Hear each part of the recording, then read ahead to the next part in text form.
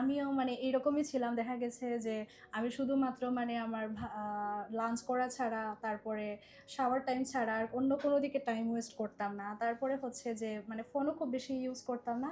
Maximum 30 minutes. কারণ হচ্ছে ফোনের প্রতি তো অনেক বেশি আমার মানে নেশা ছিল, অ্যাডিকশন ছিল।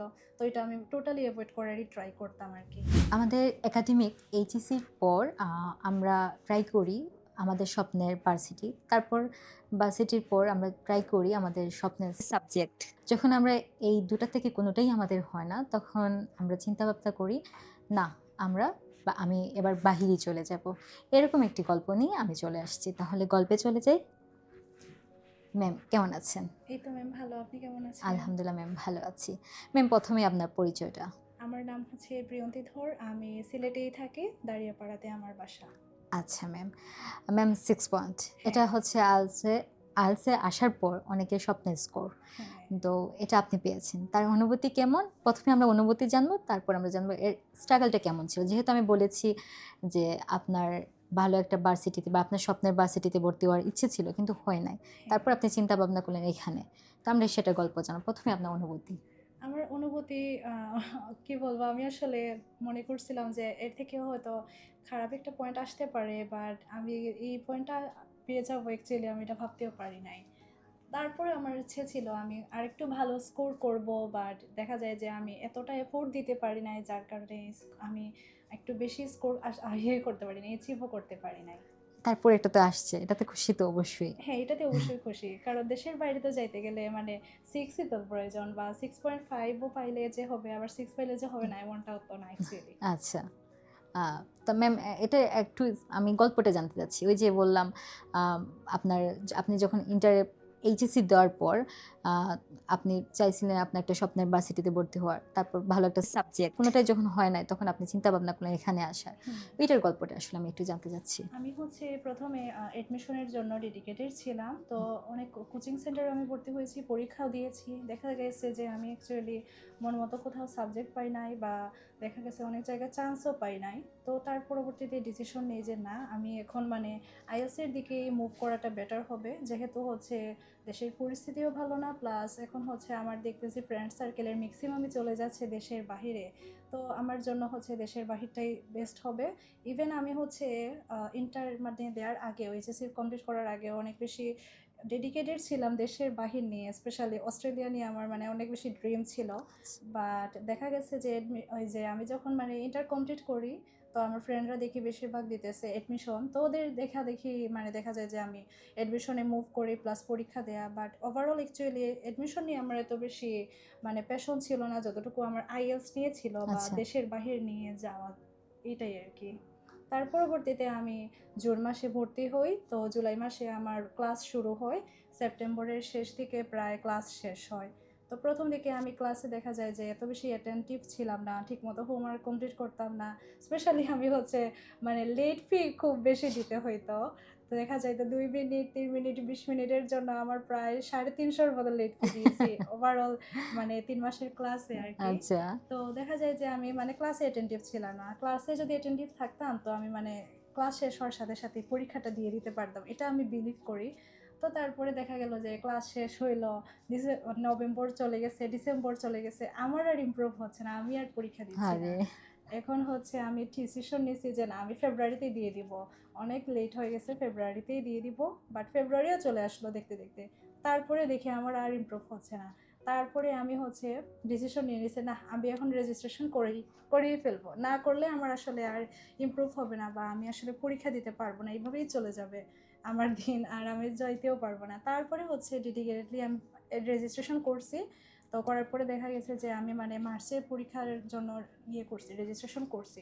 বাট মার্চে দেখা যাচ্ছে যে মানে আমার পরীক্ষাটা দিলে আসলে ভালো হবে না। হুম, তার জন্য আমি মানে ডিসাইড করছি যে না, আমি অ্যাকচুয়ালি পরীক্ষাটার ডেট একটু যদি ট্রান্সফার করে ৭ দিন পিছায় নিই বা ১০ দিন পিছায় নিই, তো আমার জন্য ভালো হবে।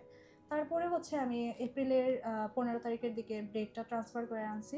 আরও আগেই ইচ্ছা ছিল পরীক্ষা দিয়ে দেবো, কিন্তু ওনারা হচ্ছে মানে আমি হেক্সাস থেকে ওনারা বলছেন যে এই ডেটের আগে আর কি সিট খালি নেই। তো আমি ওই ডেটেই পরীক্ষা দিয়েছি। তো দেখা গেছে যে ওভারঅল মানে আমি ২০ থেকে ২৫ দিনের মধ্যেই আমার মানে এই যে আইএলটিএস এর জার্নিটা ছিল, মানে আমি হচ্ছে পিওরলি ডেডিকেটেডলি অ্যাকচুয়ালি যে 20-25 দিন মানে পড়াশোনা করছি। যদি আর একটু বেশি করতাম, মোটামুটি 1 মাস 2 মাসের মতন ভালো করে পড়তাম, তাহলে আশা আরো করি ভালো আসতো। আরও ভালো আসতো, হয়তো 7ও আসতে পারতো, এটা আমি বিলিভ করি আর কি। আচ্ছা ম্যাম, বলে এই যে ডেডিকেট ছিলেন, তো এটা কেমন ছিলেন? মানে আমরা তো অনেক সময় দেখা যায় যে তখন একদমই ফোকাস করে ফেলি একদম বইপত্রের দিকে। আপনি কি হ্যাঁ, তেমন ছিলেন? আমিও মানে এরকমই ছিলাম। দেখা গেছে যে আমি শুধুমাত্র মানে আমার লাঞ্চ করা ছাড়া, তারপরে শাওয়ার টাইম ছাড়া আর অন্য কোনো দিকে টাইম ওয়েস্ট করতাম না। তারপরে হচ্ছে যে মানে ফোনও খুব বেশি ইউজ করতাম না। Maximum 30 minutes. কারণ হচ্ছে ফোনের প্রতি তো অনেক বেশি আমার মানে নেশা ছিল, অ্যাডিকশন ছিল। তো এটা আমি টোটালি এভয়েড করারই ট্রাই করতাম আরকি।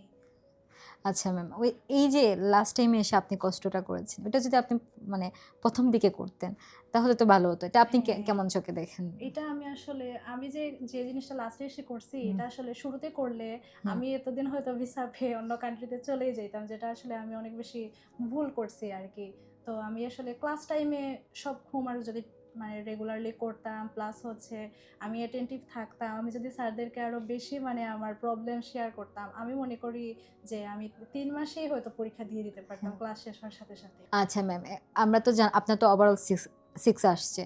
তো যেটাতে কম আসছে, ওটাতে আসলে কেন কম আসছে? আমার হচ্ছে রিডিং মডিউলে আসছে অনেক কম। তো জি। অ্যাকচুয়ালি এটাতে আসার কারণ হচ্ছে আমার রিডিং আন্ডারস্ট্যান্ডিংটা ভালো ছিল না।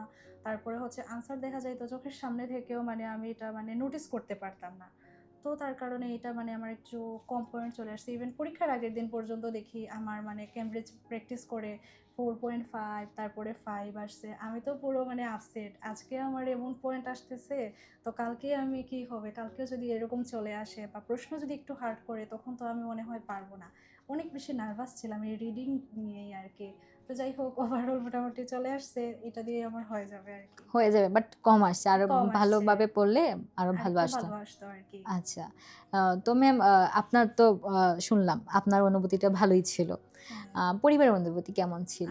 ১ম এ হচ্ছে আমি আমার রেজাল্ট পাওয়ার পরে আমি মানে এত বেশি এক্সাইটেড ছিলাম, আমি মানে কি বলবো? আমি হচ্ছে আমার বড় বোনের সাথে ১ম এই রেজাল্ট শেয়ার করছি। তো সেও মানে অনেক বেশি খুশি হয়েছিল। বাট আমার বাবা হচ্ছে আমাকে এত বেশি মানে খুশি হন নাই। কারণ উনি চাইছিলেন আমি 7.5 পাই। তো বলছেন যে, "এটা নিয়ে তো খুশি হওয়ার কিছু নাই। তুমি তো হচ্ছে অনেক মাস আগে ক্লাস করেছো। তোমার তো আরেকটু ভালো স্কোর করা উচিত ছিল।" ওইটাই আরকি। আচ্ছা। বা যদি আপনি আপনার স্বপ্নের কান্ট্রিতে চলে যান, বাবা এমনিতে খুশি হয়ে যাবে আশা করি। হ্যাঁ, আচ্ছা ম্যাম, আরেকটা কথা ম্যাম, আমরা যখন ক্যামেরার পেছনে গল্প করি তখন আপনি বলেছিলেন আপনার সাথে আপনার একজন বন্ধু এসেছেন। হ্যাঁ, হ্যাঁ। তো আপনার স্কোর পাওয়ার পর মানে আপনি উনাকে বলার পর উনি মানে কান্নাকাটি করে দিয়েছেন। আসলে হ্যাঁ, সেটার হ্যাঁ। গল্পটা আমরা জানতে হ্যাঁ, চাচ্ছি। আমি হচ্ছে যখন আমার ফ্রেন্ডকে, তানজিন আরকি তার নাম। আমি আচ্ছা। যখন ওকে বলছি যে এরকম পাইছি, তো সে মানে এত খুশি হইছে, খুশি হয়ে তার মানে চোখে পানি চলে আসছিল। তো সেও মানে আমাকে পরীক্ষার আগে থেকে অনেক বেশি মেন্টালি সাপোর্ট দিয়েছে যে, "তুই এরকম, এরকম করিস বা এই জিনিসগুলা নিয়ে যাইস, ওইটা ঐরকম করিস।" মানে যতটুকু সাপোর্ট দেয়া যায় সে আমাকে সব রকমভাবেই মানে এরকম হেল্প করছে আরকি। তো আমি মনে করি এরকম ফ্রেন্ড পাওয়া আসলে অনেক লাকির বিষয়। আচ্ছা ম্যাম। সর্বশেষ প্রশ্ন। আগামীতে যারা পরীক্ষা দিবে তাদের জন্য যদি আপনি কিছু বলতেন। হ্যাঁ, যারা আগামীতে পরীক্ষা দিবে তাদের জন্য এটাই বলব, যারা হেক্সাসে মানে কোর্সে ভর্তি হবে তারা যদি পিওরলি মানে ক্লাসে মনোযোগী থাকে, ক্লাসের হোমওয়ার্ক যাতে রেগুলারলি করে, তাহলে হচ্ছে তারা মানে এই যে ৩ মাসের মধ্যেই পরীক্ষাটা দিতে পারবে। যদি তারা রেগুলারলি মানে অ্যাটেনটিভ না থাকে, ক্লাসে হোমওয়ার্কগুলা না করে, তাহলে হচ্ছে তারাও মানে অনেক ডিলে করবে। ডিলে করতে, করতে দেখা যাবে যে পরীক্ষাটাই দিতে পারতেছে না বা অনেক ডিলে হয়ে যাবে। ভিসা-টিসাও মিস হয়ে যাবে। তারপরে হচ্ছে দেখা যায় যে সেশনও মিস হয়ে যাইতে পারে। তো এর জন্য হেক্সাসে যখন ভর্তি হবে ক্লাসে যাতে অ্যাটেনটিভ থাকে, রেগুলারলি হোমওয়ার্কটা করে, এটাই আরকি। ওকে ম্যাম, ধন্যবাদ। শুনলাম ম্যামের গল্প, জানলাম অনেক কিছুই। ম্যামের কথা থেকে আমরা যদি অনুপ্রেরণা পাই তাহলে আমরাও একটা ভালো একটা স্কোর করতে পারি।